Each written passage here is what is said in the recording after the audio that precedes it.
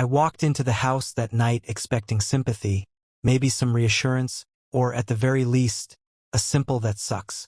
Instead, I got a glass of wine lifted lazily to her lips and a laugh so sharp it could cut through bone. "Always knew you'd fail," she said, setting her glass down with a smirk. For a second, I thought I misheard her. The air between us felt different, heavier, as if, in that moment, something invisible cracked open, revealing something underneath. Something rotten. "You what?" My voice came out steadier than I expected. She leaned against the counter, cocking her head to the side like I was a child struggling with basic math. "I mean, come on. It was obvious. You always acted like some genius businessman, but we both knew it was just a matter of time before it all collapsed. Not everyone is meant to win." Her words didn't hit like a slap. They were more like a slow-moving poison, seeping into my system, numbing me before I could even react. I should have said something. I should have done something. But I just stood there, watching the woman I had spent years of my life with look at me like I was nothing more than an inconvenience. Then she picked up her phone and smiled. Not at me, at whatever she was looking at. My stomach twisted. Something about that moment felt off. The timing, the ease, the relief on her face as she read whatever was on that screen. I wanted to let it go. Wanted to chalk it up to bad timing and my own emotions clouding my judgment. But I couldn't. Not after that laugh. Not after those words. So, later that night, when she was asleep, I did something I had never done before. I took her phone. I expected a guilty conscience to kick in, some sense of hesitation. But there was none. Maybe because, deep down, I already knew what I was going to find. And I was right. The first message I saw was from an unsaved number. But the conversation was long. Familiar. Intimate. "He's broke. We'll be free soon." I read it once. Twice. A third time just to be sure. Then I scrolled up. And that's when I realized. This wasn't new. This wasn't some mistake or heat of the moment thing. This had been going on for months. Maybe years. Photos. Late-night messages. Plans. Plans. For after. For when she would leave me. When she would upgrade. I stood in the dark, my heartbeat slow and deliberate, a cold clarity settling in. She thought she knew everything. Thought she had me all figured out. She had no idea. No idea about the $67 million sitting quietly in my account. No idea that the man she was so eager to discard wasn't the fool she believed him to be. I put the phone back, slid under the covers. And I smiled. I woke up before she did. Not because I had to, because I wanted to. I needed time. Time to think. Time to process. Time to let the rage settle into something more useful. She was still asleep, face turned away from me, her body relaxed. Peaceful. Like she wasn't actively plotting my downfall. Like she wasn't waiting for the right moment to cut me loose and run off with some other guy, convinced she was trading up. I got out of bed quietly, moving with purpose. I wasn't just going to react, I was going to plan. Downstairs, I made coffee. Black, no sugar. My mind was running a mile a minute. Every detail from last night replayed in my head, the laugh, the words, the text messages. "He's broke. We'll be free soon." That single sentence stuck to me like a splinter under the skin. She thought she had it all figured out. That ID lost everything. That I had nowhere to go, no options. She had no idea who she was married to. I had been smart. Years ago, when I sold the patent, I didn't make the mistake of flashing my wealth. I knew better. Money changes people, and I wanted to see who she really was without the influence of dollar signs in her eyes. So I kept it quiet. I lived well, sure, but not extravagantly. No unnecessary risks. No reckless spending. And now? Now that decision was about to pay off. Because she thought she was in control. Thought she had the upper hand. She was dead wrong. I heard footsteps upstairs. The rustling of sheets. The sound of her getting up. By the time she made it downstairs, I was at the kitchen table, scrolling through my phone like it was any other morning. She walked in, yawning, stretching her arms over her head, like she didn't have a single worry in the world. "Morning," she said casually, like last night had never happened. I kept my voice even. Morning.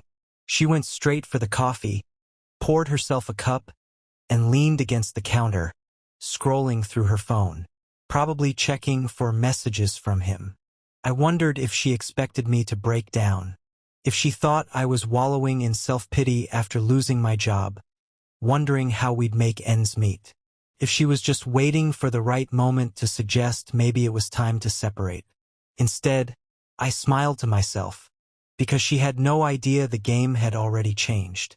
I stood up, stretched, and grabbed my keys. I've got a few things to take care of today. She barely looked up. MHM. I walked out of the house without another word. But in my head, I was already moving pieces into place. First stop, my lawyer.my lawyer's office was in a high-rise downtown. A sleek, expensive space filled with polished wood, glass walls, and a view that overlooked the city skyline. The kind of place that made people nervous the second they stepped in. I wasn't nervous, not even close.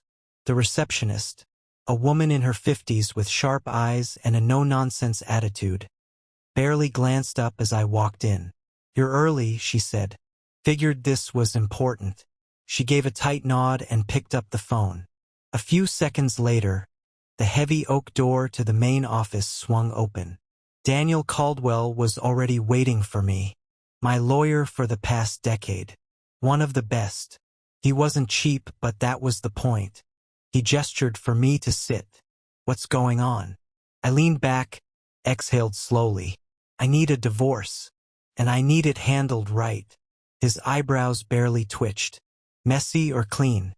I thought about that for a second. Messy meant drawn-out legal battles, public fights, drama. A fight in the mud. Clean meant something surgical, precise. A blade slipping between the ribs so smoothly that the victim doesn't even realize they're bleeding until it's too late. I smiled. "Clean. But I want her to feel it." Daniel nodded like he already had the whole playbook in his head. "Tell me everything." So I did. I told him about the laugh, about the text messages, about how she thought I was broke, how she was already planning her escape, thinking she was getting the better deal. Daniel listened, silent, fingers steepled under his chin. When I finished, he exhaled sharply and shook his head. "She really thinks you're a loser, huh?" I let out a short, humorless laugh. "Oh yeah, she thinks she's upgrading." "She have a job?" "No. Assets in her name? Just the car. Everything else? Mine." Daniel smirked. "That makes this easier." He started pulling up documents on his computer. "We'll get the paperwork started. But if you really want her to feel it, I mean really, then we need to let her play her hand first." I raised an eyebrow. "Meaning?" "Meaning we don't tip her off. We let her file first. That way she thinks she's in control. She won't suspect a thing until it's too late." I liked the way he thought. "How long do you think before she pulls the trigger?" I asked. Daniel shrugged. "Depends. How badly does she want out?" I already knew the answer to that. Badly. And if she was expecting me to beg, to cling to her, to crumble, she was in for a surprise. Because I wasn't just going to let her go. I was going to let her destroy herself. When I got home that evening, the house smelled like expensive candles and fake effort. She had cooked. It wasn't the food that caught my attention, it was why. My wife didn't cook. Not unless she was trying to soften me up, make herself look like the perfect, doting wife. The kind who deserved a better life. The kind who would walk away as the victim when she eventually left. She was already laying the groundwork. I stepped into the kitchen, watching her move around, pouring wine, plating food like we were in some cozy little love story. Like she hadn't just laughed at my supposed downfall the night before. "Figured we could have a nice dinner," she said, giving me a practiced smile. I studied her. She was good. Too good. If I hadn't seen those texts, I might have believed her. Might have thought she was being supportive. But now? Now I saw the act for what it was. I sat down, played along. I let her talk about her day, about her concerns for our future. She used all the right words. "We'll figure it out. It's just a rough patch. I still believe in you." It almost made me laugh. She was preparing her exit, laying it out piece by piece. turning herself into the poor wife of a failed man, the woman who stuck it out until she couldn't anymore. Carefully crafted story. One that would make it easier for her to justify leaving. One that would make it easier for her to step into someone else's arms. Probably the same ones she'd been texting the night before. I played my part perfectly. I nodded at the right moments. I let my shoulders drop, pretending to be burdened by my situation. Pretending to be grateful for her support. Pretending to be exactly what she thought I was. Desperate. And when dinner was over, when she finally sighed and rubbed my arm as if she was comforting me, I smiled, because I had already won. I just had to let her think she was winning first. Over the next 2 weeks, I watched her closely. She was careful, subtle, but not enough. Her phone, which used to sit face up on the counter, was now always screen down. She started running errands more often, coming home with that light, almost giddy energy. The kind people get when they have something exciting on the horizon. And then one night, I heard her on the phone. She was in the bathroom, door locked, whispering. I stood outside, listening. I know, but I have to do this right. A pause. A soft giggle. Yes, babe.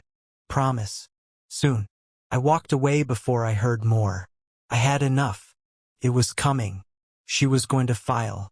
She was going to take her shot, thinking she had already won. She had no idea the bullet was going to ricochet right back at her. It happened on a Tuesday. She came home late, carrying a shopping bag from some boutique I knew she wouldn't normally splurge on. Not on my money, at least. But in her mind, I was broke now. This was just a little harmless self-care before she cut the cord. I was sitting in the living room, sipping on a whiskey, pretending to be lost in my own thoughts. She walked past me without a word, went straight upstairs. But I caught the flicker of hesitation in her eyes, the tiniest second where she almost said something. Almost asked me how my day was. She was feeling guilty. Not enough to stop what she was doing, but enough for her to pretend to feel bad about it. I gave her space, let her move around the house like she was walking on glass, as if she didn't want to provoke a fight. Not yet. Not until she was ready. And sure enough, the next morning I found the divorce papers sitting neatly on the kitchen counter. No discussion. No warning. Just a manila folder sealed with the weight of a decision she had already made. She had even highlighted certain parts as if she was trying to make it easier for me. Or maybe she was just making sure I wouldn't miss the fact that she was asking for alimony. I let out a quiet chuckle. She really thought I was going to fight her. That I was going to beg, plead, get angry, anything to give her an excuse to play the victim. I ran my fingers over the folder, then carried it upstairs. She was in the bathroom fixing her makeup, probably meeting him today. She saw the folder in my hands and froze for half a second before schooling her expression. You saw them, she said, like it was just another casual thing. Like she wasn't trying to dismantle the life we built together. I did. She picked up a tube of lipstick, carefully applying it in the mirror. I think it's for the best. I watched her for a moment. How come she was? How little this affected her. I had loved this woman once. Given her my time, my loyalty. And she had thrown me away like I was worthless. I nodded. You're probably right. That made her pause. Just for a fraction of a second. She was expecting resistance. Not agreement. Not compliance. She turned to face me fully, searching my face for something, maybe doubt, maybe regret. I'll make sure this is fair, she said, as if she was doing me a favor. I smiled. I appreciate that. She relaxed. She thought she had one. And in that moment I knew she hadn't just underestimated me. She had doomed herself. I signed the papers the next morning. No hesitation. No questions. Just ink on paper, smooth and final. When she saw the signed documents sitting on the counter, her eyebrows twitched just slightly, surprise. Like she wasn't expecting it to be that easy. That was fast, she said, sipping her coffee like this was just another Wednesday morning. I shrugged. No point in dragging it out, right? She nodded, but I could see the wheels turning in her head. She wanted this to be difficult. She wanted me to fight, to cry, to ask why. Anything to make her feel justified. I gave her nothing. Instead, I grabbed my keys, ready to head out when she spoke again. We should talk about the house. I paused. looked at her. What about it? She crossed her arms, leaning against the counter like she had rehearsed this in her head. It makes sense for me to keep it. I almost laughed. Does it? It's just, stability. It wouldn't be smart for both of us to leave at the same time. I tilted my head, pretending to think about it. You want the house? She gave me a patient smile. I think it's fair, yeah. It was amazing. The confidence. The audacity.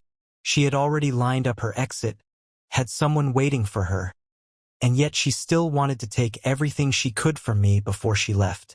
I smiled back. You can have it. Now that surprised her. She blinked, thrown off.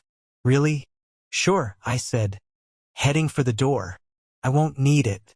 I could feel her watching me as I left. Confused. Maybe even suspicious. She had no idea. At exactly 2 p.m., I sat across from Daniel Caldwell in his office as he slid a fresh stack of documents toward me. She filed first, he said, eyes sharp. You sure you don't want to contest anything? I smirked. Not at all. He nodded, tapping the papers. We finalized the financial disclosure. She'll see everything during the settlement. I ran a hand over my jaw, pretending to think. How do you think she'll take it? Daniel chuckled. Poorly. I leaned back in my chair, satisfied. For weeks, she had been moving in secret, thinking she was setting herself up for the perfect escape. She had no idea she had been walking straight into a trap. She thought she was divorcing a broke man. She thought she was trading up. She thought she had planned for everything. But she had no idea that when she walked into the settlement meeting, the real game was about to begin. The settlement meeting was scheduled for Friday afternoon. A neutral office space, conference room, long table, cold and impersonal, just like the situation itself. She arrived 5 minutes late, wearing a crisp white blouse and a carefully chosen expression, neutral, composed. But I knew her too well. I saw the way her fingers tapped against her leather folder. The way her eyes flicked toward me, searching for signs of regret, sadness, anything that might make her feel victorious. She was looking for a broken man. Instead, she found me. Calm. Relaxed. Unbothered. She sat across from me, her lawyer, a guy named Curtis something, adjusting his tie like he was about to deliver a eulogy. Maybe he thought I'd put up a fight. Maybe she had told him to prepare for resistance. Daniel sat next to me, completely at ease. All right, Curtis started, flipping open a file. We're here to finalize the financial disclosures and go over the terms of separation. Both parties have agreed to an amicable split with no contest, correct? I nodded. She did too, with the faintest trace of a smirk. Good. Then let's begin with the assets. Curtis slid a document toward Daniel, who took his time flipping through it before handing me a pen. Everything's in order, Daniel said. I signed without a word. Curtis barely suppressed a look of relief. Probably thought this was going to be his easiest case yet. Then he reached for my financial disclosure statement. The moment he flipped it open, I saw it. The shift. His expression didn't change immediately, but his fingers tightened around the page. His posture straightened just slightly. A microsecond of hesitation before he continued reading. Then, without looking up, he cleared his throat and slid the document toward my wife. She barely glanced at it before speaking. So, about the house, then she saw it. I watched the exact moment her world cracked open. Her eyes moved across the numbers once. Then again. Then a third time, like she was waiting for her brain to catch up. She went completely still. Her lawyer shifted uncomfortably. Would you like a moment to, this is wrong? Her voice was calm, but her knuckles were white as she gripped the paper. Daniel leaned back, completely unfazed. It's accurate. No, she said sharply, her head snapping up to look at me for the first time. This is a mistake. I tilted my head. What part? Her mouth opened. Closed. I could see her thoughts scrambling for logic, for a way to make this make sense. She thought she was leaving a broke man. She thought she was upgrading. She had no idea I had $67 million sitting in my accounts. And now? Now she was realizing that she was the one being left behind. The color drained from her face. She stopped herself. Swallowed. You told me you had nothing. I shrugged. I never said that. Her breathing was uneven now, hands trembling as she gripped the paper tighter. She turned to Curtis, expecting him to fix this. But there was nothing to fix. Because when she filed for divorce, she waived any claim to my assets beyond what we owned together. And since I had made sure that everything valuable was in my name alone, she was walking away with nothing but the house, which I suddenly realized she probably wouldn't even be able to afford without me. The silence stretched. Heavy. Suffocating. Then she did what I knew she would do. She turned to me, eyes wild with desperation. You knew, she whispered. I smiled. Of course I knew. Her breath hitched. For the first time, she was the one caught off guard. She was the one who didn't see it coming. And God, it was beautiful. Her breathing turned shallow, her perfectly practiced composure cracking like fragile glass. I watched it happen in real time. The dawning horror, the disbelief, the realization that she had just destroyed herself with her own hands. Her lawyer looked like he wanted to disappear. He was shifting in his seat, probably realizing that his client had made the worst mistake of her life. Maybe he wanted to stop this train wreck before it got worse. But there was no stopping it. Not now. Not when I was finally enjoying myself. You knew, she said again, but this time her voice wasn't a whisper, it was a sharp accusation, like I had betrayed her. I almost laughed. I leaned back in my chair, studying her, watching as her world burned down around her. I don't know what you mean, I said, voice as smooth as silk. Her fingers clenched around the edge of the table, her knuckles going white. You let me think, she inhaled sharply, shaking her head like she was trying to piece the situation together. You let me think you were broke. I tilted my head, feigning confusion. I never said that. You implied it. I smirked. Did I? The veins in her neck stood out as she fought to control her emotions.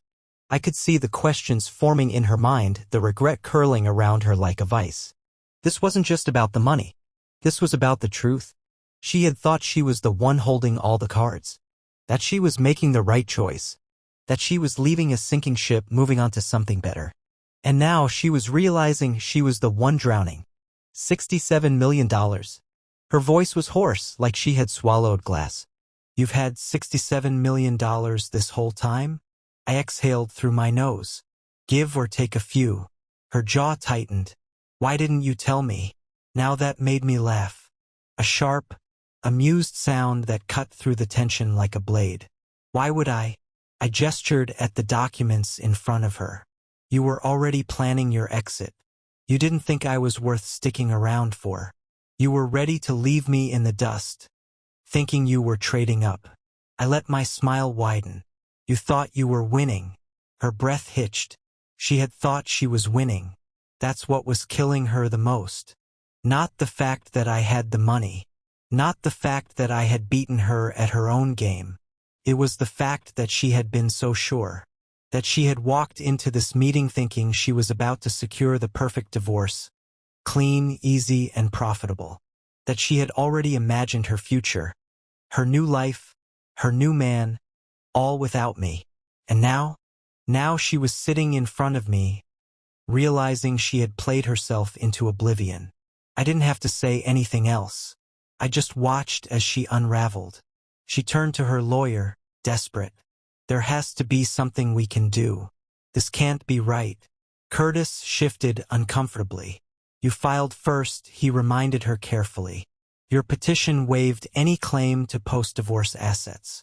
Her hands shook as she gripped the document, like if she held onto it tightly enough, the words might change. I could practically hear the thoughts racing through her head. He let me do this. He sat there and watched as I made the biggest mistake of my life. She turned back to me, her eyes dark with something between fury and desperation. You tricked me. I gave her a slow, lazy shrug. No, you underestimated me. Her lips parted, a sharp inhale, but no words came out. She had nothing left to say. She had already lost. The room was so silent I could hear the ticking of the clock on the wall. The steady, rhythmic reminder of how much time she had wasted. She wasn't breathing right. I could see it in the way her chest rose and fell in shallow bursts, the way her fingers clenched around the documents like they might slip through her hands if she let go. You knew I was going to file, she finally said, her voice barely above a whisper. I leaned forward slightly, resting my elbows on the table. Of course. Her jaw tightened. You wanted me to do it. Daniel, sitting beside me, exhaled through his nose, amused. Smart man, my client. You did all the work for him. Curtis, her lawyer, cleared his throat. Legally speaking, Mrs. Shut up, Curtis. She snapped, eyes still locked onto me. She wasn't used to this. She wasn't used to losing. I could see the rage building behind her carefully crafted expression, the perfect wife mask slipping, cracking, breaking apart. You set me up, she seethed. I tilted my head slightly.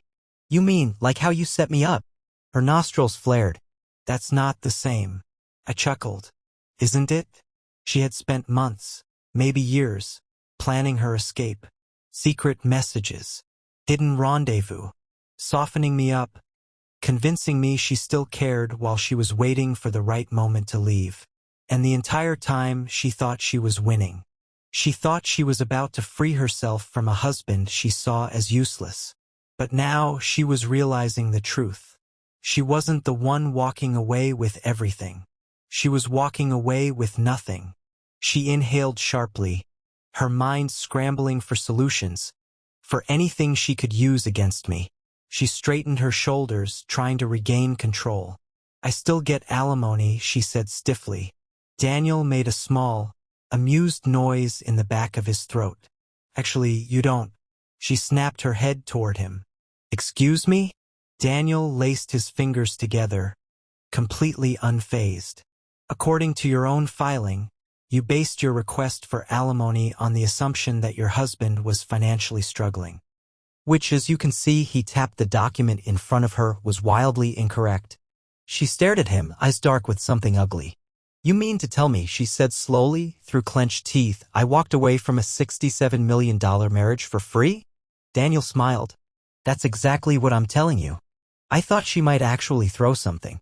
Her entire body was rigid, every muscle tight with barely contained fury.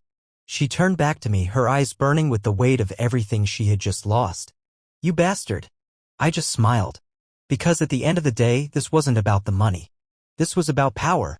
And she had none left. She stormed out of that office like a woman possessed. Her heels clicked violently against the floor, her hands shaking as she clutched the folder of documents, her loss against her chest. I didn't stop her. Didn't call after her. Didn't need to. Because the best part? There was nowhere for her to go. She had spent so much time planning her escape, making sure she'd have a clean break, thinking she was leaving a man with nothing.